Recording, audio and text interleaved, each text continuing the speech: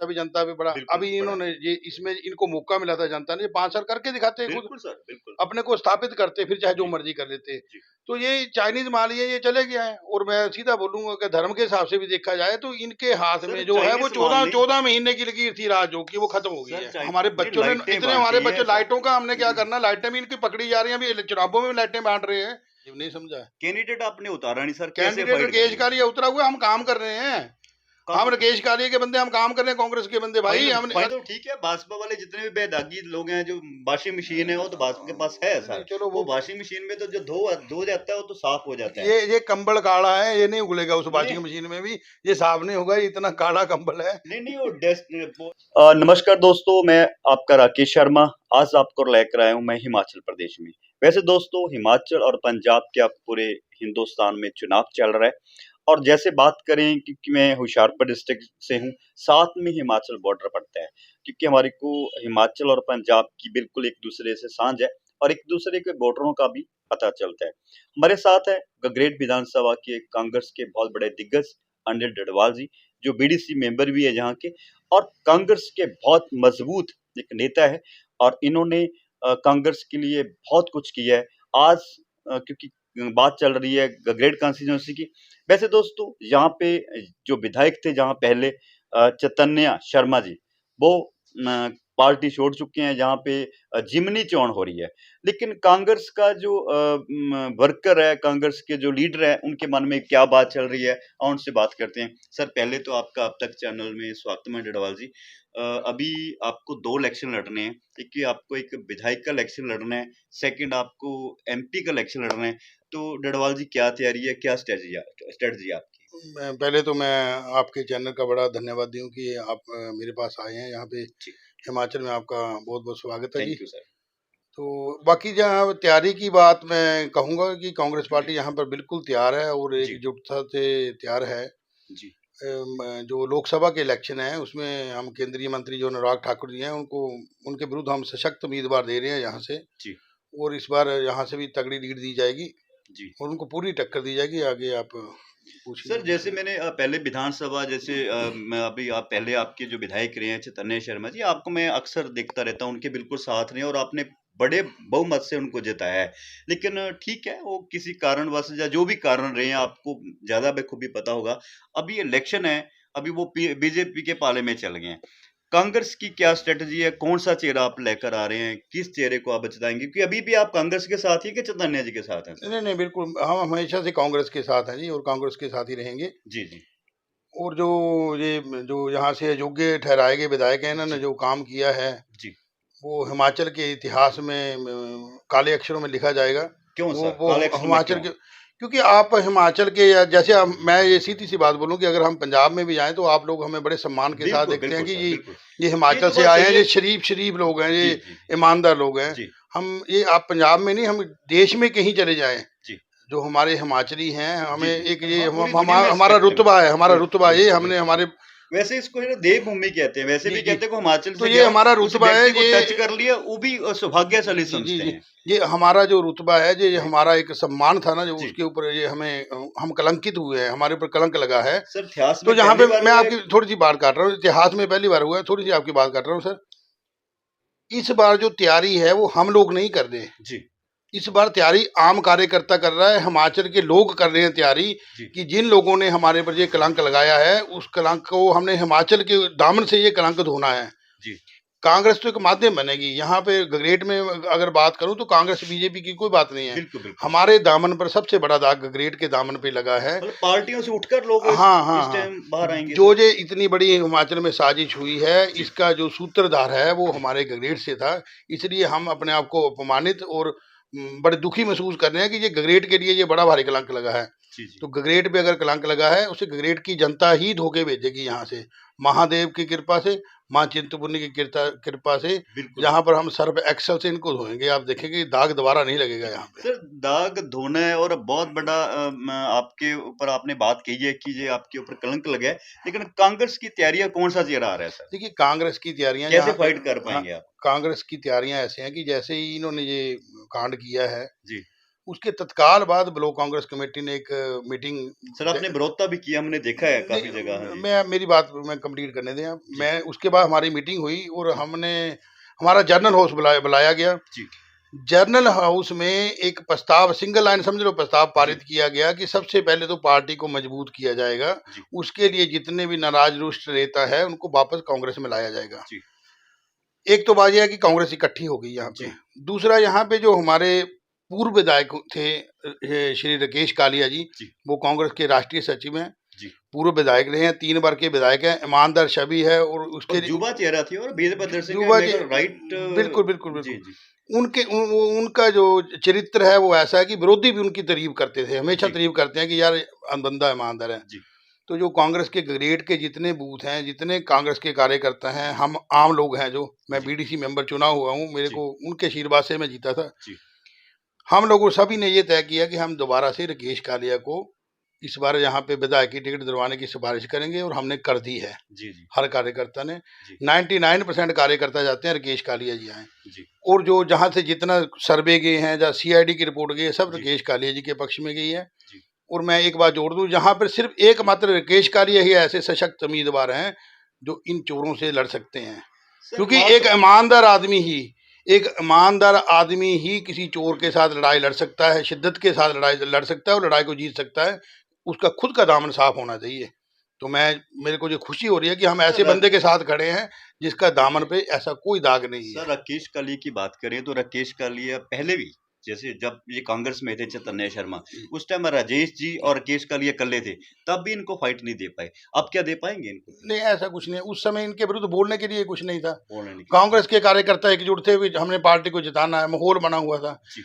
अब एक बंदा, उसके विरुद्ध बोलने के लिए कुछ नहीं है। जी। इस बार तो ये है कि आंखें मीट के भी अगर हम कोई चीज बात बोलेंगे या पत्थर फेंकेंगे, वो इन बेईमानों के सिर के ऊपर लगेगा जाके। इनकी बेईमानी का दायरा इन्होंने इतना बड़ा किया हुआ है कि इनको जो मर्जी बोल दो, वो इनके साथ जुड़ जाता है जाके। हकीकत यही है। जी। जी। सर बात वही आ गई ना कि आप चैतन्य शर्मा की बात कर रहे हैं, राजेश ठाकर भी मेरे को लगता है कि अभी घूम रहे कि नहीं घूम रहे। राकेश जी कांग्रेस से आएंगे, लेकिन आम जनता की बात करें, मतलब आम जनता लड़ेगी कि पार्टी लड़ेगी? जनता लड़ेगी, पार्टी तो लड़ेगी। जैसे बीजेपी की बात करें, चैतन्य शर्मा इस टाइम बीजेपी ने एक अच्छा मजबूत कैंडिडेट दिया, क्योंकि बीजेपी के पाले में चल गया वो। तो आप इसको कैसे लड़ाई लड़ेंगे सर? कैसा मजबूत कैंडिडेट किया यार मेरे भाई। अनुराग सर, मेरे भाई अनुराग की छोड़िए, इसकी चैतन्य शर्मा की बात करें, कैसा मजबूत कैंडिडेट है। उसके ऊपर इतना बड़ा चोरी का दाग लगा है, इतनी बड़ी बेईमानी पूरे देश में उसने बदनाम कर दिया है। वो इतना बड़ा, ये तो उल्टा भाजपा के दामन पे दाग लग गया। बहुत बड़ी बात कर रहे हैं आप तो। नहीं, सच बोल रहा हूँ मैं। ये तो भाजपा ने अपने ऊपर दाग लगवा लिया है। नहीं, वैसे तो ठीक है, भाजपा वाले जितने भी बेदागी लोग हैं, जो वॉशिंग मशीन है वो तो भाजपा के पास है सर। चलो, वो वॉशिंग मशीन में तो जो धो जाता है वो तो साफ हो जाता है। ये कंबल काला है, ये नहीं उगलेगा उस वॉशिंग मशीन में भी, ये साफ नहीं होगा। इतना काला कंबल है। नहीं, वो इनके पास डिजिटल जो पाउडर होता है या वॉशिंग मशीन है, ये हिमाचल की शायद बड़ी मशीन ली है, नवी मशीन खरीदी है सर, उसमें डाला है। ऐसा तो नहीं है, साफ तो हुए होंगे। चलो, चैतन्य शर्मा जी, अब मैं आपको सीधी बात बोलूं जी। चैतन्य शर्मा जी समझ ये लीजिए कि वो उत्तराखंड से आए हैं, चाइना बॉर्डर से। जी। जी। तो ये चाइनीज माल है, इसकी कोई गारंटी नहीं है। सर आपने देखा चाइनीज माल, आपने काम किया? मैं बोल रहा हूँ देखिए, इनको जनता ने जिता के भेजा जी कि आप जिला परिषद का जीता इन्होंने इलेक्शन। 1 रुपए का इन्होंने काम नहीं करवाया, कोई काम नहीं करवाया। जितने हॉस्पिटल थे, कोई 5 धुरियां थी, कोई 6 धुरियां, कोई कई कुछ था इनका, वो कुछ नहीं चला। उसके बाद इन्होंने एक इलेक्शन हमारे पे थोप दिया। हमने वो इलेक्शन पे भी खर्चा भी जनता पे बढ़ा। अभी इन्होंने ये इसमें इनको मौका मिला था जनता ने, 5 साल करके दिखाते, खुद अपने को स्थापित करते, फिर चाहे जो मर्जी कर लेते।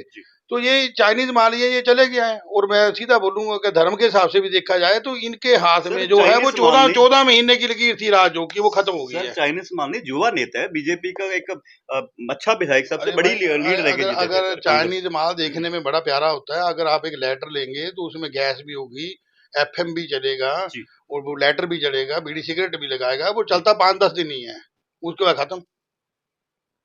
उससे तो बेहतर ये है कि कांग्रेस कैसे टक्कर दे पाएगी सर? बड़ा कर्मठ नेता है, युवा नेता है, और बीजेपी और अनुराग जी का आशीर्वाद है सर।